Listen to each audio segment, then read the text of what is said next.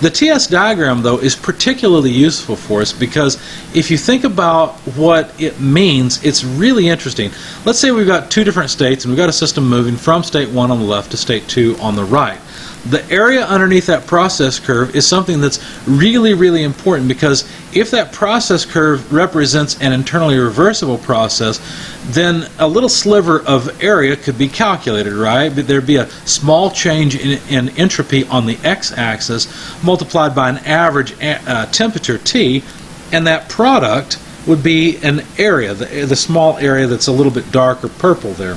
But that area, TdS, would represent a small amount of heat transfer because remember, the definition of entropy ds is simply dq over t. All we've done is pulled the t to the other side of the equation. So the area underneath the process curve, if we were to add it all up for an internally reversible process, represents the total amount of heat transfer that occurs during that process. So all we've really done is taken the definition of a small entropy change and used it by moving t to the other side of the equation and realized that it has this graphical interpretation, which is really nice. Just like, remember on the PV diagram, the area beneath the process curve represented a net amount of boundary work, right? Now you might look at it and say, yeah, but the boundary work seemed a whole lot more useful because here we're talking about an internally reversible process. So what good is all this stuff? I mean, after all, internally reversible processes don't exist, or at least if they do, they're, very limited and impractical. Well, the boundary work that you saw before on the PV diagram certainly was useful, right? And one thing I neglected to mention because you wouldn't have understood, okay, I didn't neglect to mention, I didn't tell you because it would have just confused you. That boundary work that we get under the process curve, all those equations we used, they are for internally reversible processes. Guess what? They only work when there's no friction. And guess what friction is? It's an irreversibility. They only work when we have no pressure unequilibrium in an expanding gas, right? A requirement of that boundary work equation is that it be an internally reversible process. Otherwise, you'll get less work out. In this case, you'd have to put more heat in or you'd get less heat out of the process. So this is actually much like the PV diagram that we had before and its relationship to boundary work. There are special cases of the TS diagram, just as we saw there were special cases of boundary work. If we have a vertical line on the TS diagram that represents the process going from state 1 to state 2, this is what we would call an isentropic process. It is a process where the entropy of the system does not change during the process as it goes from state 1 to state 2, or as the system goes from state 1 to state 2. So the entropy in the initial and final states are equal to each other. Now notice that this line has no area beneath it. That should suggest to you that this is an adiabatic process. There's no heat transfer, right? Because there's no area underneath that curve. Also, this is a reversible process because notice that the entropy has not changed of the system. So this is a very important case. And so there's no heat transfer. It's adiabatic, and so you see the equation there. Q for this internally reversible process is equal to 0. Also, the specific heat transfer or heat transfer per unit mass is 0. Now, there are other processes, like processes that occur at constant temperature. In that case, the entropy of the system does change as we move from state 1 to state 2. In fact, we're moving in the positive direction on the entropy axis, and therefore the entropy of the system is increasing. But we can calculate the area under this curve very easily, right? Because imagine the area underneath this process curve going down to the S, or the horizontal entropy axis. Well, it's just a rectangle, isn't it? So the area under that curve is simply the height, which is T naught, the initial and of course final temperature, multiplied by the change in entropy, delta S.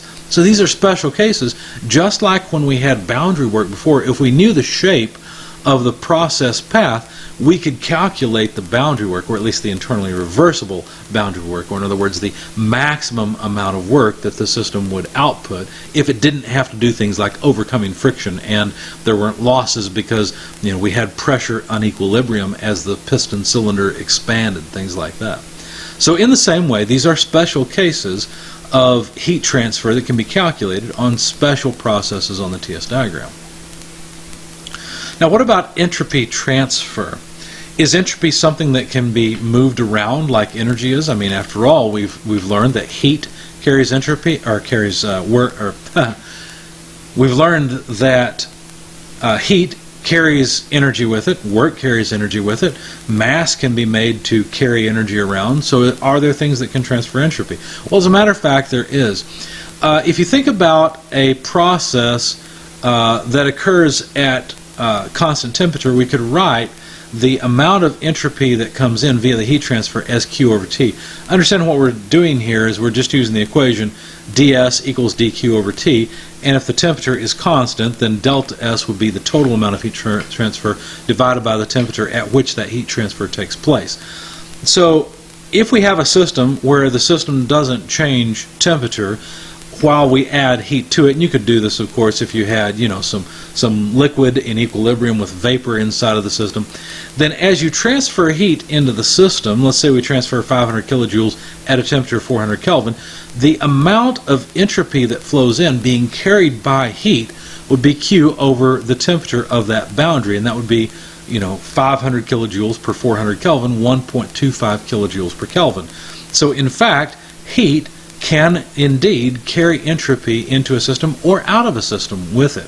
This is actually the fundamental reason why we have to exhaust waste gases from engines. We can't just cool the gases down and reuse them, right? We can't cool them down by moving the remaining thermal energy into a higher temperature reservoir.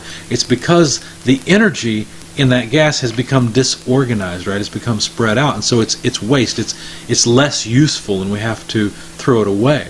So the way we throw it away is by transferring heat out. In effect, usually we just throw the entire mixture out, right? The combustion gases. That's why the exhaust valves open in your car. It's to throw out the waste heat. Really, it's not even so much to throw out the the waste products as it is to throw out the waste heat. Of course, eventually you clog up the engine with exhaust, but the main reason is to change out the low quality thermal energy with high quality, or in other words, higher temperature thermal energy. So if heat flows out of a system, then the change in entropy of the system will be negative, right? That's the lower equation, or lower inequality. If heat flows into a system, then the change in entropy of the system will be positive. So heat simply carries entropy with it. Mass can also carry entropy with it. And so heat and mass both carry entropy, because really for you to have entropy, you have to have something that carries energy. And so, matter is something that can carry energy, and that energy can be disorganized. So, in a sense, mass can carry entropy with it.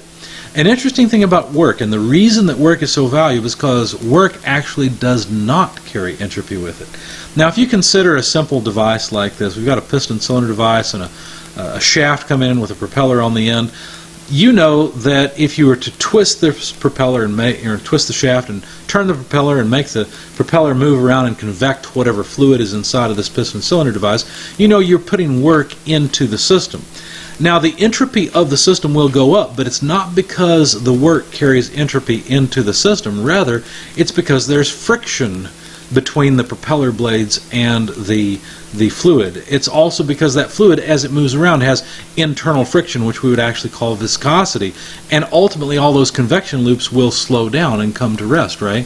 Where did all that kinetic energy go? Well, it went into thermal energy. That is an irreversible thing. In other words, that is an entropy generating process. It's the same thing that happens when an airplane takes off, right? Vortices are left behind. It's basically swirling air, and slowly but surely that air stops swirling quite so much. And the kinetic energy represented by the air moving around is dissipated. It's not destroyed, right? It's dissipated and changes form into thermal energy. In other words, the air gets a little hotter, right? Its temperature goes up, to speak correctly in this class. So work does not carry entropy into or out of the system, and that's the reason work is so valuable. Another thing that can cause entropy to increase is simply generated entropy. So you notice that the entropy in this work related system And of course it could be boundary work as well, right? Work could flow out of the system because it's a piston cylinder device. If the temperature, let's say it's just air, if the temperature of the air goes up, the piston is going to rise doing work, right? But the reason that there will be more entropy in the system when it's all said and done is because some entropy is generated. So it's not necessarily carried by work, but entropy can still be generated from nothing.